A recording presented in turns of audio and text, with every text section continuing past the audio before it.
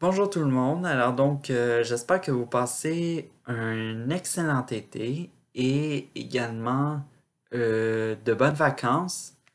Malgré la pandémie de COVID-19, j'espère que vous respectez aussi les règles sanitaires et tout ça. Alors, bref, on fonce tout de suite dans le sujet de la vidéo. Alors donc, bannir TikTok en 3 points. Alors donc, disons-le que oui, vous avez sûrement entendu parler dans l'actualité que Donald Trump songe à bannir TikTok aux États-Unis. Et ça, ce n'est pas le seul pays à le faire. Il y a l'Inde, l'Australie, et là va s'ajouter l'Australie et les États-Unis, car ce n'est pas encore confirmé pour ces pays-là. Mais en Inde, c'est confirmé et tout ça. Alors donc, un petit résumé du fameux bannir TikTok de son pays et tout ça. Et avant de commencer les 3 points, j'aimerais vous dire que les faits que je vais dire, la plupart viennent d'une vidéo de la chaîne YouTube Le Roi des Rats et tout ça, une chaîne française que j'adore et tout ça pour son contenu un peu, disons-le, style investigation, version plus 3.0 qui enquête profondément sur Internet, qu'est-ce qui se passe et tout ça. Il a même réalisé un documentaire euh, sur, euh, sur les, euh, sur les fameuses allégations sexuelles au niveau des stars Internet en France. Et puis, bref, voilà que... Eh bien, voilà, je vous recommande d'aller voir cette vidéo-là. La face cachée de TikTok et tout ça. Alors donc, on va aller avec le premier point qui est l'hypersexualisation et tout ça. Alors donc, ça, c'est un sujet un peu flou dans notre société parce que on accepte de plus en plus que on présente quelque chose de comme un peu sexy et tout ça, sans savoir que c'est déplacé et qu'il n'y a pas de limite et tout ça. Et c'est ce qui arrive malheureusement aux enfants qui souhaitent être connus et tout ça. Si tu ne fais pas ci, tu n'es pas connu. Et ça marche un peu comme un peu une industrie un peu de la musique. Si tu fais pas ci, t'es un peu out de la game et tout ça.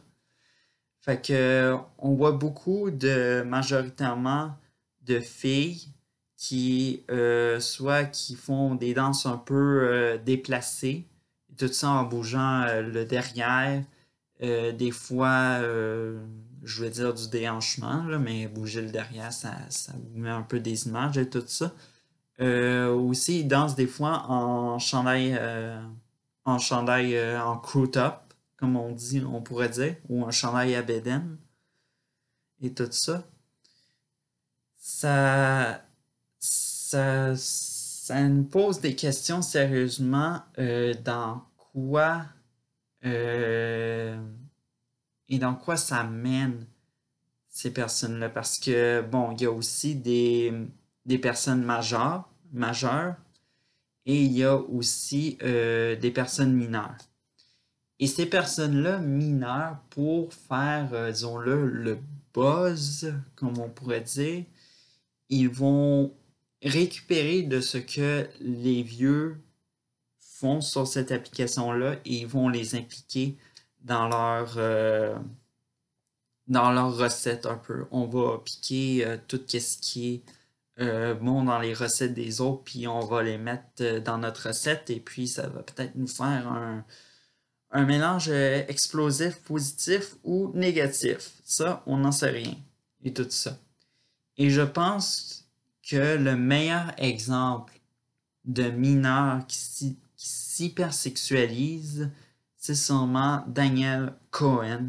Je ne sais pas si vous la connaissez et tout ça. Elle est très présente euh, sur l'application et tout ça. Et puis, on voit, littéralement, j'ai vu une image d'elle, version 12 ans, version 14 ans en 2018 environ. Là, actuellement, en 2020, elle a 16 ans et tout ça. Et elle est carrément maquillée, habillée comme une fille qui a l'âge de 18 ans et tout ça. C'est incroyable à quel point que on est en train on est en train de démontrer aux jeunes dans cette application-là que si vous voulez être dans le jeu et tout ça, il faut que vous fassiez ceci et non ceci.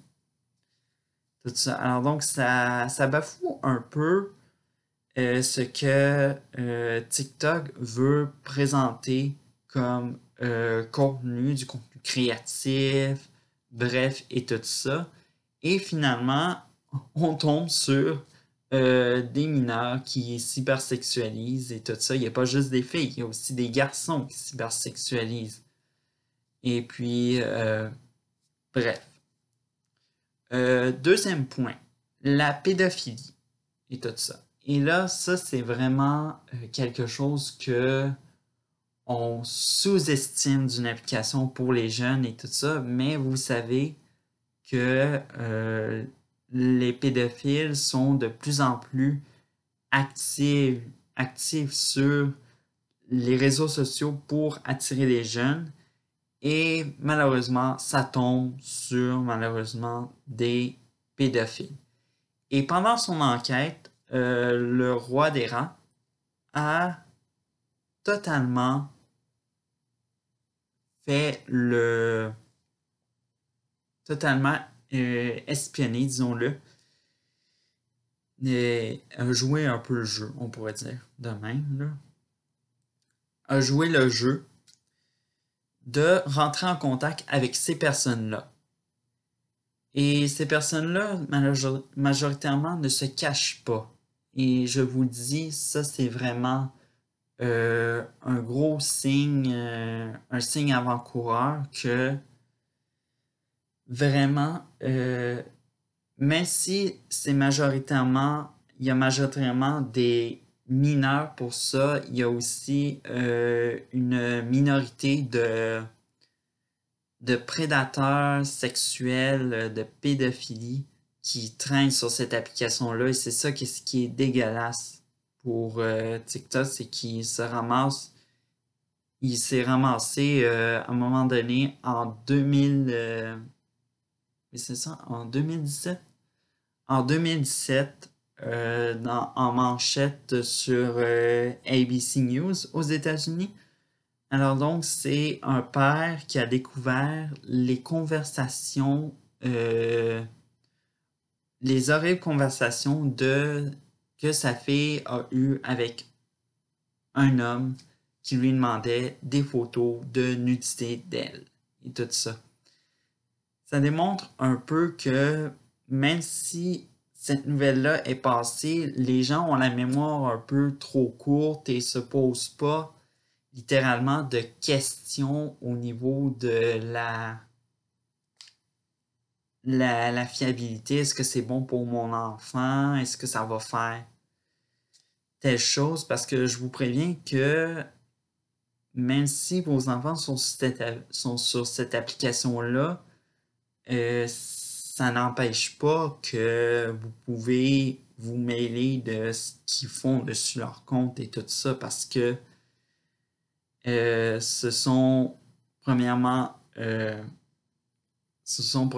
la vie de vos jeunes qui sont en question. Premièrement, les parents ont un rôle et ils peuvent éviter que des pédophiles ou encore des prédateurs sexuels soient là-dedans.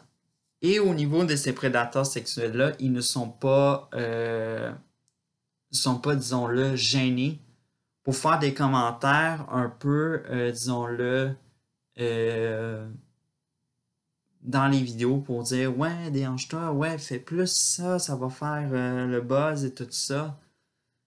Et des commentaires comme, disons-le, qu'on n'accepterait pas dans notre société pour des vidéos de même. Et bien sûr, troisième point, ça vient de moi et surtout de l'actualité. Et pour ceux-là qui ont encore la mémoire courte, je vous invite à retenir que au niveau, quand il y a eu l'affaire des Ouïghours en Chine, alors donc les Ouïghours sont une minorité, que la Chine essaie de faire un lavage de cerveau à eux pour oublier leur religion qui est l'islam et se convertir de plus en plus à un modèle, disons-le, de vie chinoise, modèle de vie chinois communiste et tout ça. Parce que oui, bon, en Chine, on vous dit que oui, les religions sont peut-être tolérées, mais c'est quand on voit ce qui se passe au Tibet ou que ce soit dans la région où vivent les Ouïghours, ça nous amène beaucoup de questions sur dessus vraiment les politiques religieuses en Chine. Et c'est ce qui s'était passé. Il y a, je pense, une utilisatrice qui avait fait une vidéo, bon, de maquillage. Et en même temps, qu'est-ce qu'elle nous parlait? C'est un sujet de politique au niveau de ça, que oui, les Ouïghours sont persécutés dans leur pays et tout ça. Et la vidéo a été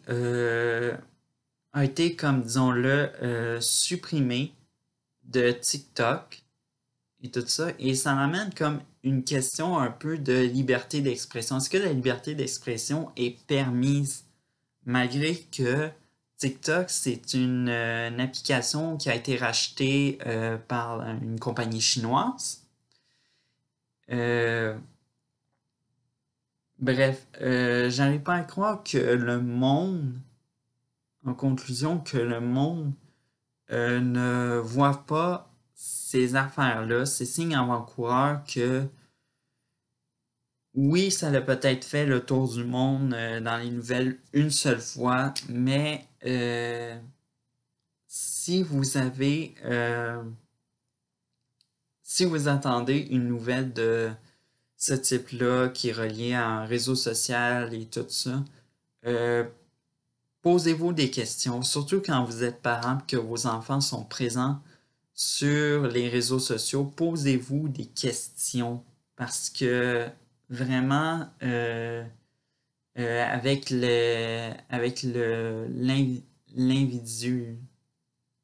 l'individualiste, comme on dit, là, les, être comme individuel et tout ça, c'est très clair qu'on s'en va dans une société qui va tourner au chaos et tout ça. Et puis, je pense que les parents peuvent sauver leurs enfants de cette application-là. Et même c'est pour ça que moi, même si je fais des vidéos puis tout ça, oui, j'adore ça. euh, je suis pas sur TikTok parce que non seulement il peut avoir ce contenu malsain comme j'ai nommé dans les deux points, et non seulement un manque de liberté d'expression. Alors,